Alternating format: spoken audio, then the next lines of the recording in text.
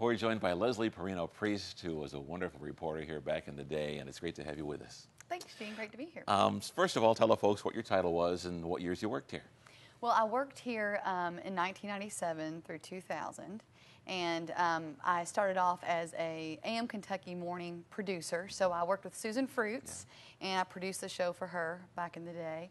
And then I moved on to reporting, which was always my first love, and did some anchoring on the morning show and the 10 o'clock. So I kind of moved around spots quite a bit. Yeah, a lot of people did that here. Yeah, It's a great place to do that. Yeah, it's fun. You learn a lot. What do you remember about Channel 13? What sticks out? I would have to say that you come out of school and everybody's sort of in the same boat. Most people are here away from home for the very first time. Most people here are trying to make their way in the world.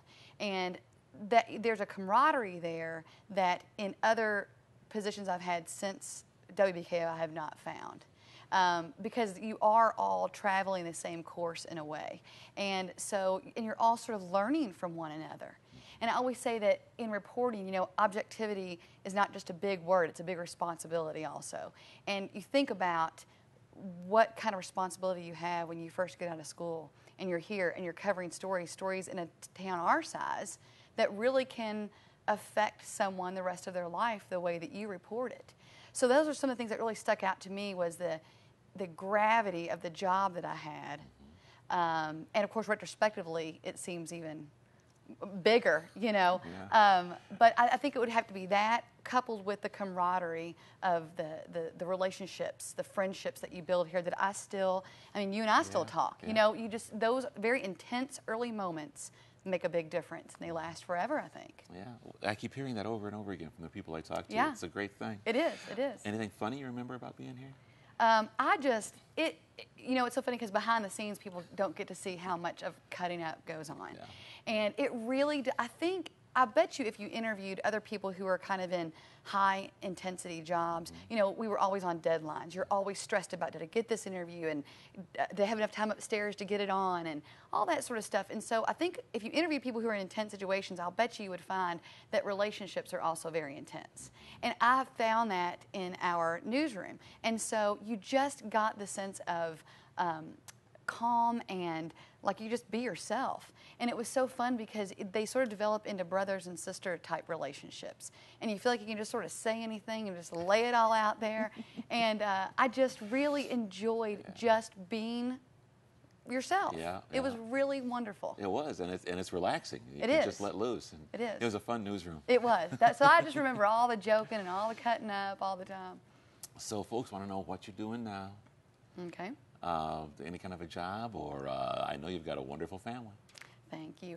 I do. I actually have 3 children. I've been married to Craven's Priest, who was born and raised here, and we've been married almost 13 years now. Mm-hmm. And we have 3 children. I have a 9-year-old girl and boy-girl twins who are in kindergarten, and they are just everything to me. And so primarily I'm mom. I just, any and everything I can do to be with them is where I want to be. Carrie Apple and I, she and I are still very, very, very close friends. We started a business about 3 years ago called Life Song Documentaries, and we just loved what we did so much in the newsroom arena that we were trying to bring that into our personal lives on our schedule so it could be moms first.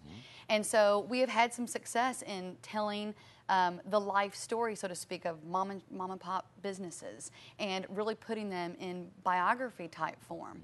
And it's been so wonderful to get back into story writing again, interviewing again. It just really fills a void that I have had, I think, because I just really loved being here. Yeah. I saw a very touching piece you did with hospice. Thanks. Yeah. That meant a lot to us. That was one of those heart pieces that we just really, and those are the kind of things I think that you can say in a newsroom too. The things that really move your heart, and it's the same as what we experience now. But hospice is a wonderful place, and we really, really enjoyed working with them and helping them. Anything else you'd like to mention about 13 or what it meant to you? I would just like to say thank you to all the people like Eugene and Amy. I look back at those days, and Carrie and Darla and our little crew and Chris, and I just remember I was away from home, and it was scary and it was lonely, but you all provided a sense of family for me here. And so I've really looked back on these days with very fond memories and a sense of gratitude that my first job, totally out in the world, was here, and with people that I have made lifelong friends with. Yeah. It's quite a pressure cooker, and that's what it'll do. It'll forge you into whatever you're going to be. It will. I'm going to edit these down Okay. and use them for whatever. Do you want to mention anything you've gone through, or just leave that alone? Whatever you want to do. Well, yeah, how would I work that in exactly? We could just say that, your family even means more to you now, based after what you've been through, Yeah. or Yeah. life. BKO prepared you more for life than you had expected, or anything like Well, you that. can Want some of your say that? guess, yeah. Okay, I'll say it. All right. Yeah. Okay. As you said, we've kept in touch over the years, and it's really meaningful to know that Channel 13 prepared you more than just for the business, but for life as well. It did. I was exposed to a lot of different pains and crosses people have bared through covering their stories. And back in 2010, I found out that I had a late-stage breast cancer. And no family history, just popped up out of nowhere. And naturally, it just shakes you to your core. But yet during those times, the darkest of times is when you also see the brightest lights. And that came in the form of my family. Yeah. That came in the form of people, my friends, people that I feel like God brought to me to help get me through the tough times.